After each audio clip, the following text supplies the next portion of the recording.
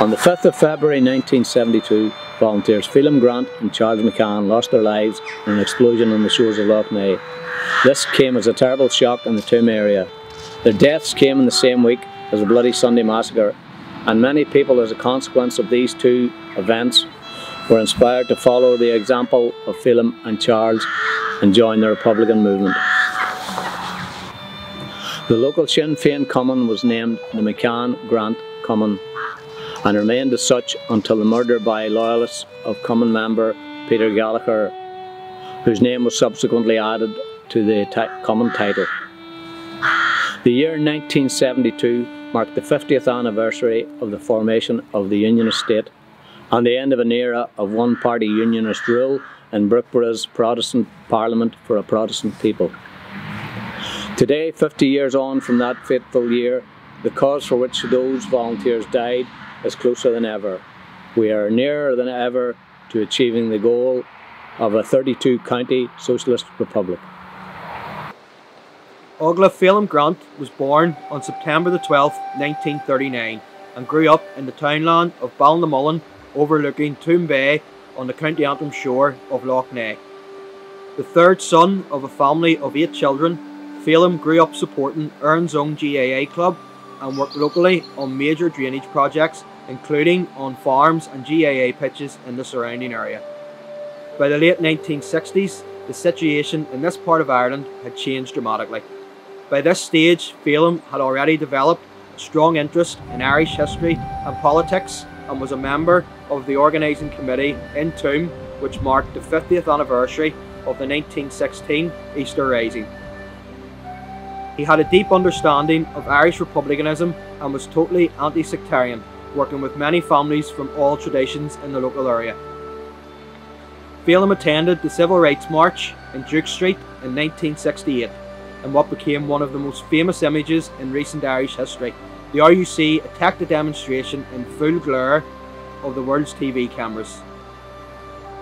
As events further unfolded across the north, Phelim became increasingly active in the Republican movement.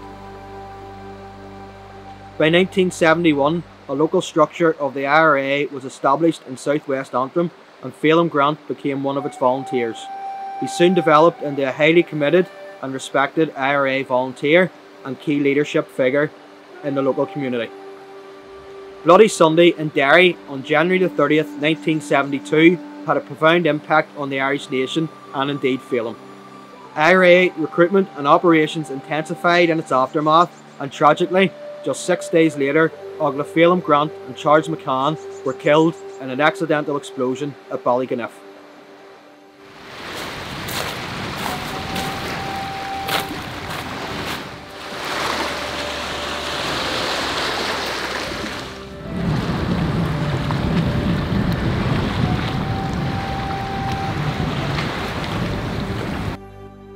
Ógla Charles McCann was born on October 30th, 1943 and grew up in Ardoyne in North Belfast.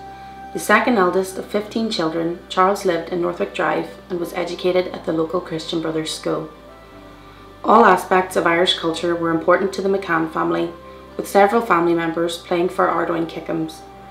Charles was a talented singer and regularly performed many of the most popular Irish ballads to receptive audiences. As the family grew up, James and Margaret McCann, Charles's parents, kept regular contact with family in Randallstown and Tuam. Charles often visited. In 1969, he went to live with his uncle Henry Devlin on the Shore Road, Tuam, at a time when riots and conflict erupted on the streets of Belfast and Derry. Charles became an active member of the IRA after moving to Tuam. His sister described Charles as an ideal volunteer as he never gave anything away. Even his family in Ardoyne were unaware of his involvement in the Republican movement. During the period leading up to the 5th of February 1972, Charles became firm friends with Phelim Grant, who died with him at Ballyganiff. As friends and comrades, they lived and died together. Most fittingly, they are buried side by side in Corgan, in the countryside they loved so well.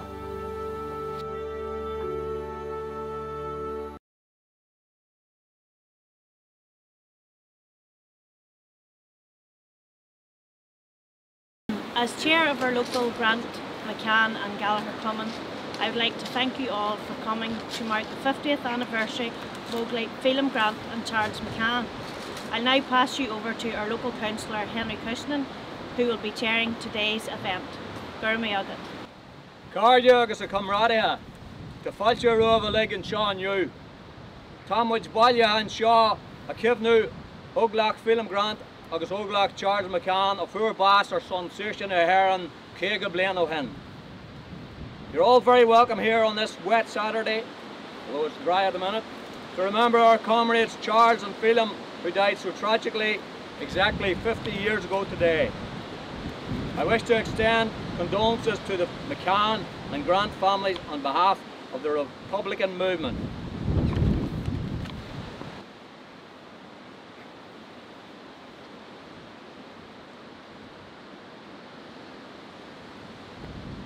Can you also remember Anne McCoy and Peter Gallagher, who died as a result of the conflict? Also John and Nan McCoy and John Cushnan, who through the local common did so much to keep the names of McCann and Grant alive. Also remember all other people who contributed to the struggle for Irish freedom who are buried in this graveyard. Today is a very special day as we mark the 50th anniversary of these two fallen volunteers. But our thoughts are particularly with the families of the two men who lie here in Cargan graveyard. The families of Phelim and the families of Charles. 50 years on to this day, and in reflecting on what I might say, I couldn't get past, after 50 years, the questions that are bound to arise in the minds of the siblings, the family, and the younger members of the McCann and Grant families about what might have been. What might have been 50 years on had Phelim and Charles not died on that fateful night. Phelim from Ballinamullin, Charles from Ardoyne, an emigre to the Shore Road. And if they were still alive today, Phelim would have been 82 years of age and Charles would have been 78. And I think the age is a clue to something deeper. Something deeper about the commitment of the two volunteers that we commemorate this afternoon. Because neither of them were youths. They were grown men. Grown men who knew exactly the decisions they had made and why they had made those decisions. And they were born into an apartheid state. They knew the reality of partition. They were children of the Orange State, and their parents and their grandparents were children of the Orange State. And we need to think on that, friends, this afternoon.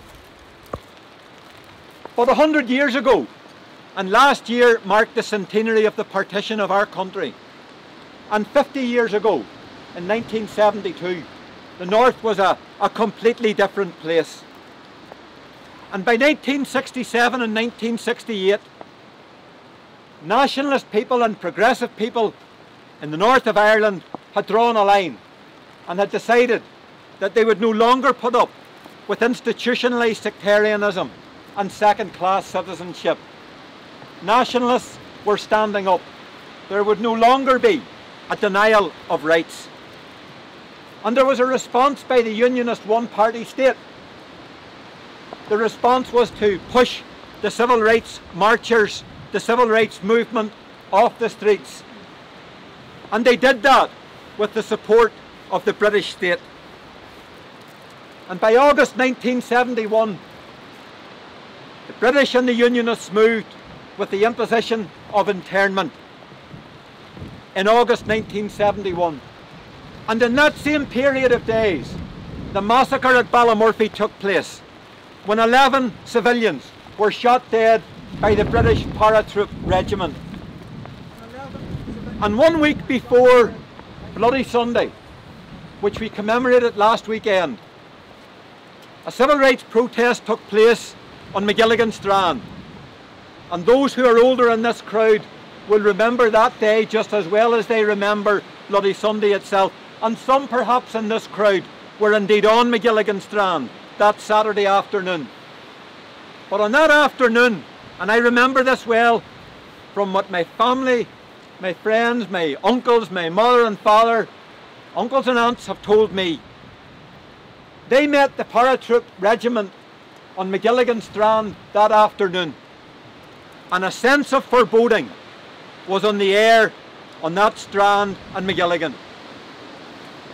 People knew that day that worse was to come, and so it was in Derry City the following week when Bloody Sunday took place. And those events are the immediate backdrop to what happened in Ballyginniff on the shores of Lough Neagh on the 5th of February 1972.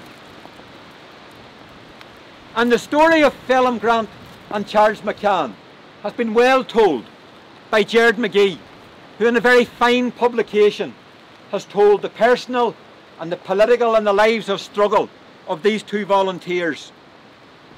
War was raging in the 6 counties in the early 1970s. Repression from the British state was met by resistance.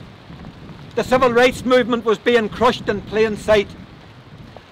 And for activists such as Charles McCann and Phelim Grant, there was no alternative.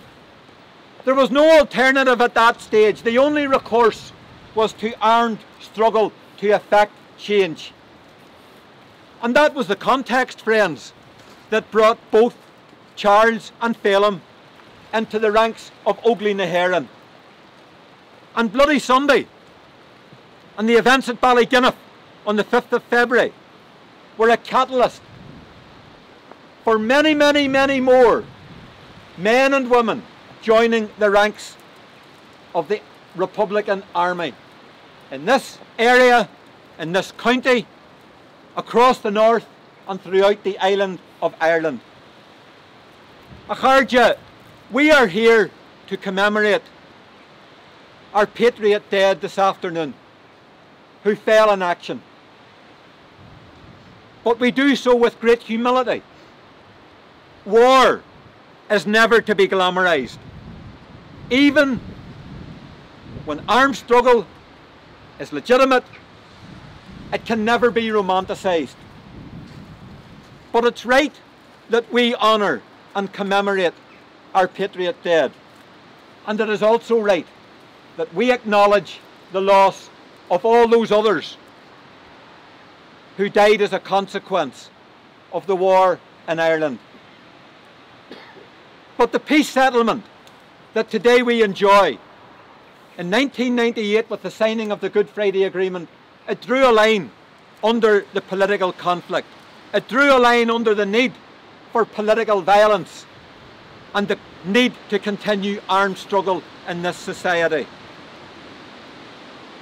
We secured a peace settlement. We did not secure a political settlement. And that was recognised in the provisions of the Good Friday Agreement, which opened a peaceful and a democratic way for continuing to transform this society and for achieving a national democracy and Irish unity, the cause for which these volunteers laid down their lives. And that realisation was accepted and embraced by the leadership of Óglaigh na hÉireann when it accepted that there was no longer a requirement for the IRA to continue in existence. With the significant and the watershed decision made by the IRA in 2005 as another massive commitment to building peace in Ireland and creating the circumstances where Irish unity could be achieved through entirely peaceful, political and democratic means. And today, Acharja, we are in a watershed period once more, because Irish unity today is fixed on the political horizon. The momentum for Irish unity is growing every day, but it's not inevitable. This is a defining period. Comrades and friends, the partition of Ireland has run out of road. And make no mistake, what we see today, what we have witnessed in the last few days of this week, is unionism pushing back against that momentum for change. So we are now faced with a new political crisis within the political process. And at its core, it's very simple. This is a crisis about power sharing and whether unionism are prepared to accept that power should be shared in this state 24 years after the Good Friday Agreement was signed. At its core, the subtext of what we are watching today is the old mantra that no nationalist need apply. No nationalist need apply for the position of First Minister. And the two volunteers that we remember here this afternoon would recognise that narrative and recognise that mantra only too well, because that was the type of society that they were born into and grew up in. Acharja, the DUP don't want to operate or implement the Good Friday Agreement. They don't want power sharing unless it's on their terms. They don't want democracy unless it's on their terms. The challenge for political unionism in this period is it prepared to accept the direction of travel and change in this society? And that's the subtext to the next Assembly election. Whether it occurs as scheduled on the 5th of May or whether it comes earlier than that. But friends, Acharja, Achamradiha, be very clear about this. We are now in the end game. History, Irish history, is being made now in plain sight. And my message in that context, as it unfolds, to those from the Protestant and the Unionist traditions, is that we want you to join with us in managing the change. But political unionist leaders cannot and will not stop that change. They cannot stop what is now happening. There will be no veto exercised by political unionism or the DUP over power sharing, and there will be no veto exercised by the DUP or the British government over constitutional change in Ireland. Friends, the days of the veto are gone and they are finished. The shadow of partition is being eclipsed by a new future, a new Ireland which will be modern, inclusive, and it will be welcoming. A new Ireland where we will have citizens' rights, where there will be social progress, where we will have anti-sectarianism, and there will be self-determination. And it cannot be stopped any longer. Political unionism has never served the interests of ordinary Protestant and Unionist people. And the Tories don't care about any of us living in this part of Ireland. So it is time for change. Big change. Constitutional change. An agreed, pluralist, united Ireland is the way forward. And we can achieve so much more with our Unionist and Protestant brothers and sisters if we are united rather than divided. And these are the opportunities. These are the opportunities which are now possible as a direct result of those who went before us. Charles McCann and Phelim Grant. And if I can at this stage say that I'm very grateful for the presence this afternoon of comrades of Charles and Phelim who are here today, who stood with them in the Barnap Whale in the course of the conflict and during the war. There are others buried in this graveyard, as there are across the island of Ireland. There are others buried in this graveyard who also stood in an Barnap Whale. Óglacha Ann McCoy, Peter Gallagher, a dear friend and comrade of all of us, assassinated by death squads in Belfast. And there are many others in this graveyard who gave the support to Óglaigh na hÉireann when it was required during the course of the armed struggle, who sheltered the volunteers, who provided the assistance, and then those who helped us manage and map the way to peaceful transition. Those who stood by the volunteers when the volunteers required to be supported, and then who stood by the leadership of Sinn Féin as we opened up a path of negotiation to bring about permanent, lasting, peaceful and democratic change in Ireland. And I think of personal friends of mine, such as John and Nan, such as John Cushionan and Mary, of wee Bob and Eileen, and many others, without whose help we would not today enjoy the support and the success that the Republican leadership has achieved. All of those who are the unsung heroes of this struggle, but made as much a contribution as Phelim Grant and Charles McCann and those other activists and their comrades who stand with us today, who carried us through the dark days of the armed struggle. So in conclusion, Acharja, 50 years, it's a long, long time. But the struggle remains incomplete. What is our responsibility and what is our role today? There is still an epitaph to be written in the memory of Charles McCann and Phelim Grant. There's a final chapter to be authored. There's a song of freedom to be sung. So, my friends, get involved. Shape the change. Sinn Féin is big.